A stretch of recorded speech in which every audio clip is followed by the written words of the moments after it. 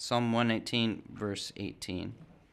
Open my eyes that I may behold wondrous things out of your law. So I'm going to throw it to you here. What does that request tell you? That tells me in a beautiful way that I am able to be able to see things I was never able to see before Well, start there. because of God's grace. The first thing it tells you is you're not able to understand God's truth.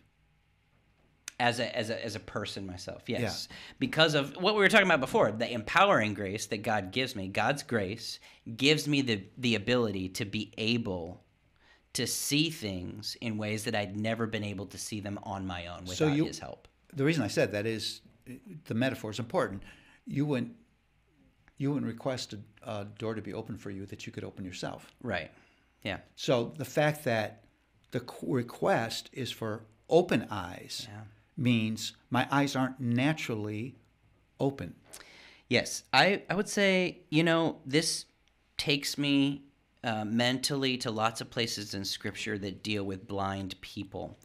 And recently, and I do mean very recently, within the last year, you remember in Mark chapter 8 when Jesus pulls the blind guy aside and he spits on his eyes and then he covers them and then he opens them and he says, "What do you see?" And he says, I see people, but they look like trees walking. I'm sure I'm butchering the translation, but they look like trees walking. And then he covers his eyes again and he's able to see very clearly. He's in this unique relationship with Jesus. For so long in my Christian life, I was in relationship with Jesus, yes, but I felt like spiritually I was seeing trees walking. I was not able to see clearly, and God did something. Again, Jesus does the work here. He's the one that puts his hands over his eyes again, and he's able to see clearly in a way that he had never been able to see before.